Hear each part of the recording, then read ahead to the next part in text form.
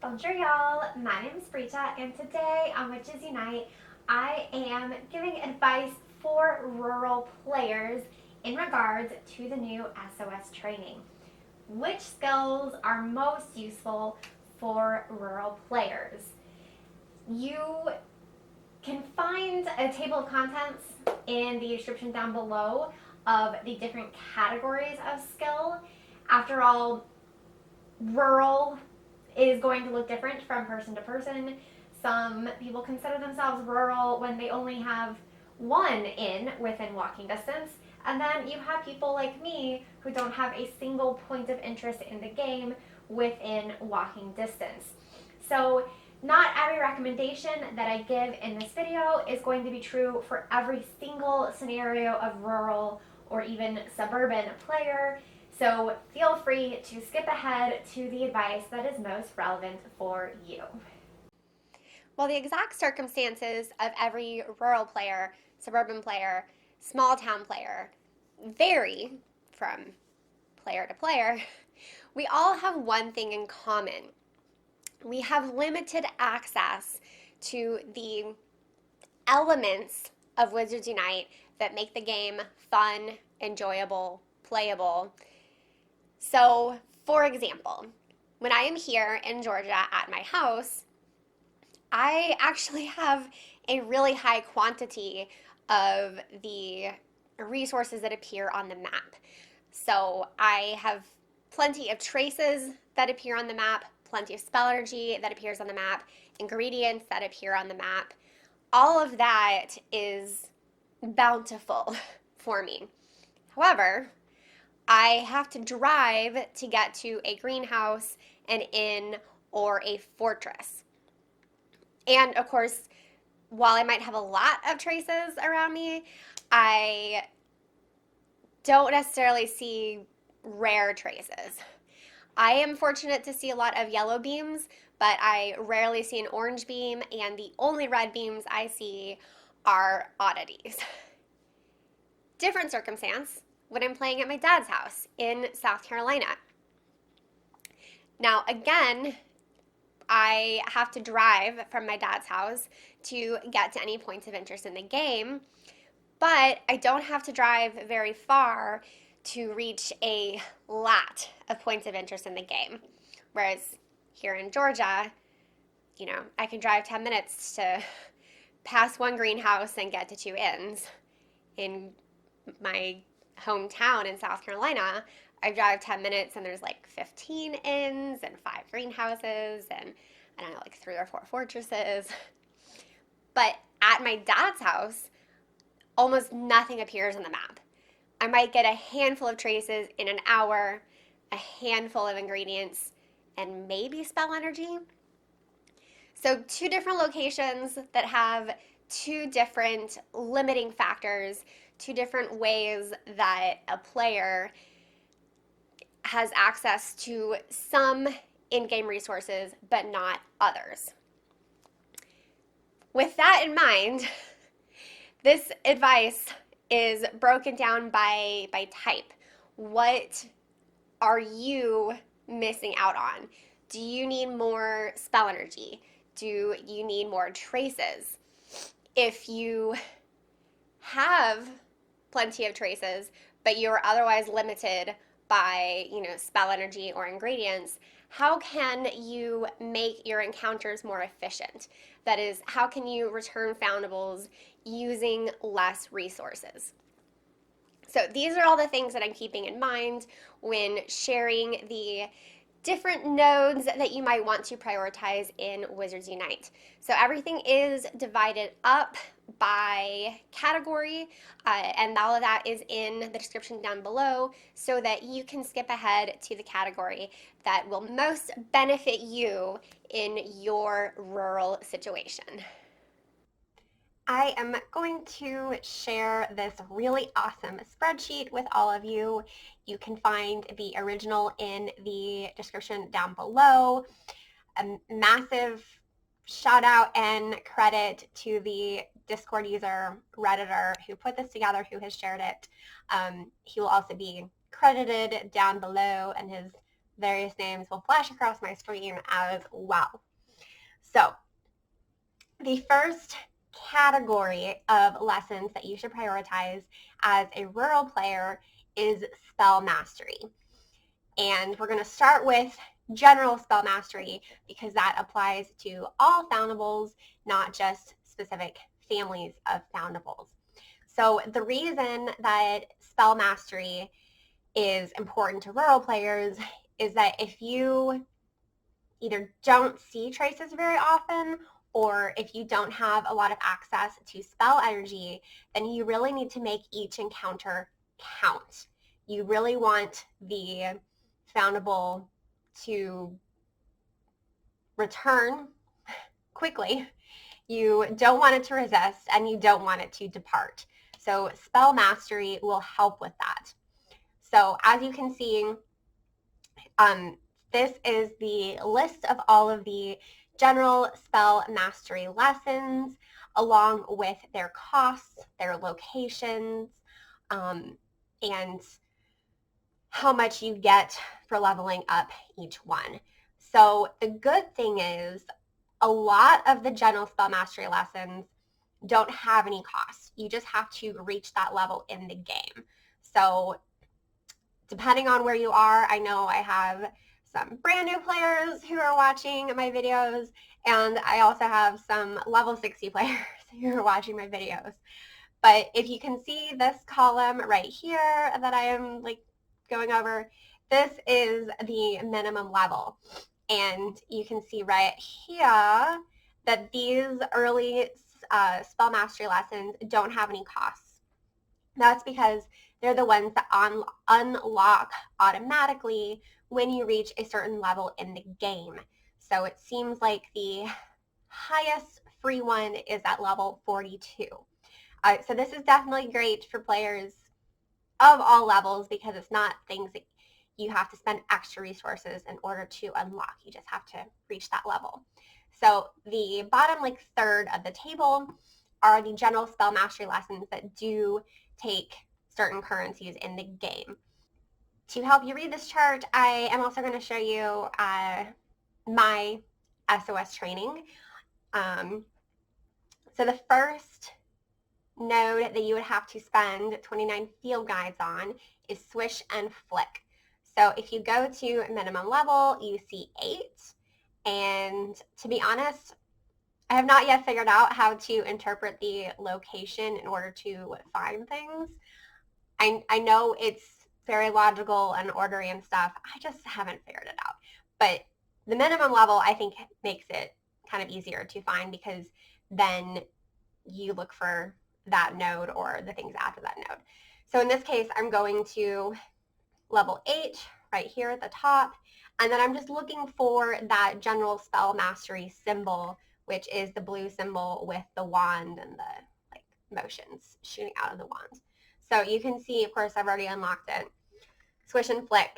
So there are 2 different things within this one node. Each one costs 29 field guides, and each one gives you an additional 30 points chance. Not really sure how these numbers work yet, but they give you 30 more towards your general spell mastery. So let's look at some of the expensive ones really quick. Fire Alive. So I'm going to go to, so you can see that that is in Calamity Essentials 2, and that the minimum level is 40. So again, I'm just going to skip ahead until we get to level 40 here at the top of my screen. And then you see I haven't unlocked anything there, so everything's gray. So then I have to look for just the grayed out symbol. And what I see, yes. So this one is 5 Alive, and it is very expensive. 613 field guides, 332 ministry manuals, and 7 restricted section books. Plus, to unlock it, you also have to unlock the 3 nodes before it.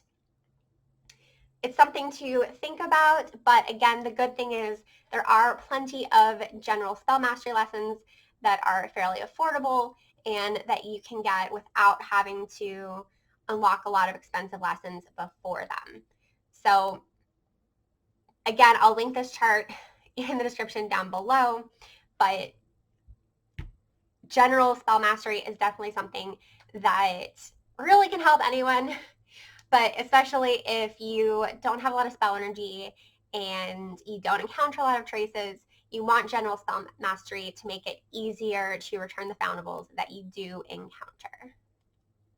The second category of lessons that you might want to prioritize are the departure denial lessons. And again, we're going to focus on the general ones because they apply to all foundables and not just a particular family of foundables.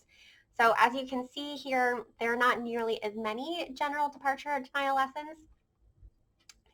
So we are going to look at these through my skill tree real quick. Again, let's see, the confounding minimum level 10, and you can see I have it right here, so I've already unlocked that. This spell is great because it minimizes the chance that a foundable is going to depart. And I've had people ask this question, how is it different than a dawdle draft? Well, a dawdle draft is guaranteed the foundable will not depart. This just increases your chances that the foundable will not depart. It's not like amazing, but it's helpful for sure, especially if you manage to unlock all of them. So we are going to, go ahead down to level 20 to find So Crazy It's Genius. And all right, so you can see I haven't unlocked this one yet. It's right here. And I have done some grinding recently, so I'm going to go ahead and invest in that. Not sure I'm going to invest all the way. Yeah, might as well. Again, I'm a rural player. I don't want things to depart from me. I want to successfully return my foundables. So the other two are in Calamity Essentials 2. So we are going to pull that up real quick. Let's see. 25 is the first level. And that looks pretty far down. If I can even find it. This is embarrassing. Oh, no, it's not. I just don't have enough things to unlock it. So this one is blocked by the Defense Against the Dark Arts books, unfortunately. So it's going to be a while before any of us have enough books to unlock that one. And then the final one is Cloudy September Days, minimum level 36. There we go. Here. It's off of a few nodes that I haven't unlocked yet. So 245 field guides, 106 ministry manuals. That's a lot, especially since it's per 3%. Or per 4%, that's a little bit better. But again, if you just manage to do the ones in Calamity Essentials 1, those two skills together will help a lot in minimizing the chance that foundables depart. All right, so this is actually a different chart from another Wizards Unite player. And again, I will link to this chart as well in the description below and give credit to Larson D7 for creating it. Both spreadsheets share very similar information, but they have prioritized breaking things down differently.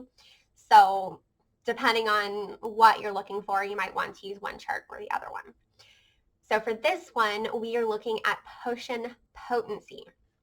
Because again, if you're limited in ingredients, then you really need to make the most out of each potion.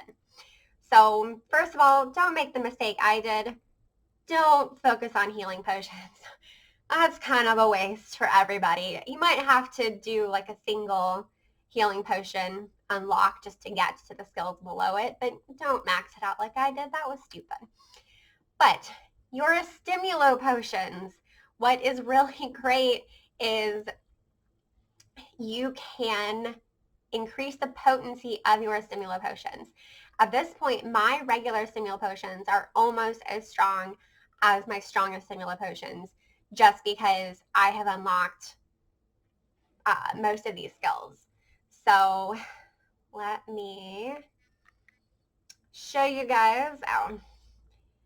Let me show you guys on my screen. All right, so we're going to go to Calamity Essentials 1, and you can see here that the level, the main path, shows you where to look. It's not broken down into Calamity Essentials 1, 2, and 3, but it's still pretty easy to figure out. So we are starting with 5.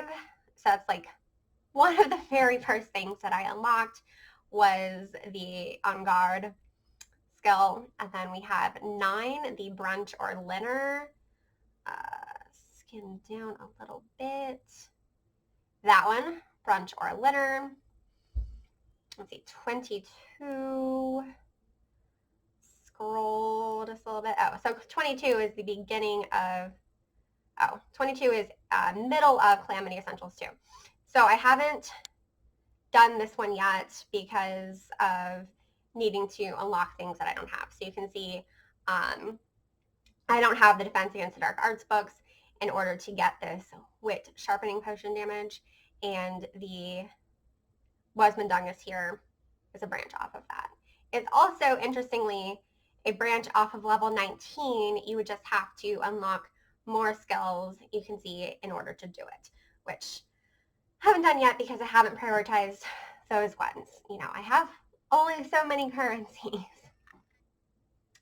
But the regular Stimula potion is not the only thing that you can increase in potency. So we're going to scroll down a little bit. So you can see there are also skills that allow you to increase your potency of potent Stimula potions as well as strong Stimula potions. I'm not going to look up all of these. I'm just trying to show you guys how to use this chart and look in your own skill tree so that you can find the skills and decide whether or not you want to invest in them. But I would say definitely improving the potency of your Stimulo, Stronger Stimulo, and Potent Stimulo potions is a great use of currencies if you are a rural player. It just makes those potions work just a little bit better. The other potion skills that I highly recommend are the ones that allow you to use your potions one additional time. So I have done this for my strongest Stimula potion. I don't think I've done it for the others yet. So let's look at a Stimula potion, potent Stimula potion, and strong Stimula potion and see where they are. All right, so we are going to 12, which is in Calamity Essentials 1. Scroll down a little bit. Find that. And maybe I haven't done it, actually. Let's see. Awesome Blossom. Is it this one? Yes, okay. Haven't done this yet because I still need 5 more Defense Against Dark Arts books, like most of you do. Oh, that's right. I haven't done the regular Stimula potion. I have done the strongest Stimula potion. So, Awesome Blossom is definitely something that you might want to consider. You know, just making that regular Stimula potion. You could use it 4 times instead of 3. Okay, strong Stimula potion, Ice Cream Social. This is one that I have unlocked. So level 20 is actually in Calamity Essentials 1, which is a little confusing. It's fine, it's totally fine. But you can see that I have it here. It increases the number of uses that you can use for a strong Stimula potion. So that means I can now use it 5 times instead of just 4 times. And finally, we have the Potent Stimula potion, 42, which might be in Essentials 3. Yes, it is in Essentials 3. And I don't think I've unlocked this yet. Yeah, I have not done very much in Essentials 3, y'all. Okay, so here it is, the Wasted on the Old. Now, of course, I haven't unlocked this because I don't have 80 Defense Against the Dark Arts books. Still, I am definitely looking forward to getting that eventually because getting to use a potent Simula potion 6 times instead of 5 times will be super sweet. Now, I do think, again, if you are limited in ingredients or limited in your traces, then you do want to focus on the Simula potions. However, the tonic for trace detection increases is also nice. In fact, that brings you more traces, so that's also important. I have done, I think, the Stir Crazy one to give me 2 additional spawns for each use of the tonic for trace detection, which is nice, getting a couple extra. And I've also unlocked, I think, a wing and a flare, because I do have 5 additional minutes on my Barufio's Brain Elixir. And if you are a lower level rural player, boosting your Brain Elixir will help you level up faster, which helps you get access to even more skills, which helps you continue to grow as a Wizard Unite player. So the Brain Elixir skills can also be pretty nice to have. If you have access to some inns, maybe just occasionally, or you can walk to a single inn, or you can drive to 2 inns, and you want to get more spell energy out of those inns, then you might want to invest in the food upgrades skills. Now, there are 5 different types of regular inns. There is a chart courtesy of Orange Wizard that explains the names with the colors. So you have bed and breakfasts, cafes, pubs, restaurants, and tea shops. In certain locations, primarily the United States, there are also partner inns. So the food upgrades, they essentially give you a better chance of getting a high spell energy food when you visit that particular type of inn. I'll be honest, these skills are pretty expensive, and you have to invest in the skill that matches the inn that is closest to where you live. So it may or may not be that useful for you. However, like I said, if you happen to be near a few inns and you normally struggle to have enough spell energy, then the food upgrades might be worth it for you. So let's look at some of the cheaper ones. So these 2 restaurant skills are fairly affordable. So the cafeteria cache is off of level 9. And that might be one that I unlocked, actually. Yes, it is. So this one increases the chances of receiving high energy foods from restaurants. It's only 105 field guides and 5 ministry manuals. So it's not too expensive. Then let's look at a different inn type. Tea shops. So let's check out celebrity blending. Let's see, 19. I think 19 is Calamity Essentials 2. Here we go, 19. So, yes, I've unlocked this one as well. Celebrity blending increases the chances of receiving high energy foods from tea shops. So that is 120 field guides and 16 ministry manuals. Kind of like with all of these skills, again, it really depends on your particular circumstances on whether or not these are worth it. But I did just want to share all the possible excellent lessons to learn for any type of rural player. Last but not least are the field charms. These are helpful if you have some access to inns, some access to greenhouses, and you want to make those visits count even more. However, the greenhouse charm and the inn charm are not super great, at least not yet. So I don't necessarily recommend investing a lot in those 2 field charms. Just, you can kind of see this overview real quick of the greenhouse charms. A lot of them are expensive, and I have tried it out a few times and I just wasn't very impressed. Same thing with the inn charm. I didn't really get that much more spell energy. I definitely think if lack of spell energy is a problem for you, then you should focus more on the food upgrades than the in charm. However, the very best charm, the coolest thing in this entire new set of lessons is the trace charm. And if you have watched any of my other videos, you know that I have been the most excited about the trace charm since day one of Wizards Unite announcing that these features were coming. So let's look at a couple of these. And first, let me explain the difference between efficacy and proficiency. So Expecto Go did a great video breaking down trace charms, which I will link up above and down below. In short, efficacy, it increases the number of traces when you cast a trace charm. And then proficiency increases the number of fragments per trace that comes with a trace charm. So normally when you return a foundable, you get one fragment that goes in your registry. With proficiency on the trace charm, when you return the foundables that appeared because of the trace charm, you actually get more fragments.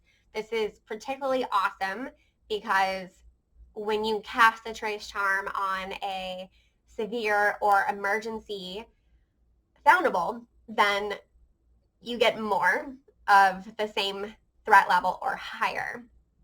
And those ones, of course, are more rare, so it's harder to get all of the fragments you need in order to place those. So this combination of things all in one awesome skill just makes the game a lot more exciting. I have very much been enjoying using the trace charm so far. Let's look up a few of these real quick. Trace charm capacity, so that one's a little bit different. You have to have a charge in order to use the trace charm, and you want to be able to hold more of those charges. So trace charm capacity is off of level 8, and that is, I think it's this one. No, that one's, that's right there. That is also important. Knowledge is power, increased trace rarity. This is kind of self-explanatory. You're more likely to get rare traces off of your trace charm. Is it this one? Yes, okay. So constructive criticism. This increases your trace charm capacity. So let me see if I can show you guys on my screen what that means. All right, so you see the icons there at the bottom. The one on the left, it says 1 out of 2. The 2 indicates that I can hold 2 charges for the trace charm at the same time. And what's great about this skill is that a lot of these early proficiency and efficacy and capacity, they are pretty affordable. So let's go check out the capacity on level 22 because I don't think I have that one yet. Can I afford it? I don't know. No. I can find it. It's currently blocked by something Defense Against the Dark Arts books. So that's why I don't have that one yet, alas. If you have tried out the trace charm, then you know that this is amazing, and especially if you go to a dark detector, you can check out my video with my dark detector party with Dan, and then you just wait until you get a severe or emergency threat foundable, and then you cast a trace charm on that, and then you get a bunch more rare foundables. It's also been awesome right now during Wizarding Weekend with all the Dumbledores, and then for whatever reason, I've just been getting more Dumbledores, which is very odd because when Dan has been doing it, he's just been getting other emergency foundables. But yes, again, summary, trace charm is fabulous if you do not get a lot of foundables near you because it shows you more traces, but they are also a higher quality, a higher threat level of traces. So definitely the best skill that really anybody can invest in, but it's especially helpful if you are a rural player. That's about all that I have for y'all today. Thank y'all so much for watching. If you enjoyed this video, be sure to give it a thumbs up. I know that it was a little different since my advice was specific to rural and suburban players when normally I make videos for everybody. However, as a rural player myself, I do sometimes want to give that more tailored advice instead of general advice. Please leave a comment below and tell me which set of skills you're most excited to unlock and to invest your currencies in. This is going to be different from player to player because we have so few currencies and so many skills. So it's very much a unique decision based on your own circumstances. If you want more Wednesday night content like this, please subscribe to my channel.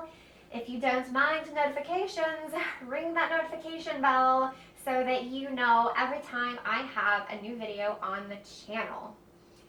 As always, a big thank you to all of my subscribers, all of my followers on Twitter, and the likes on Facebook.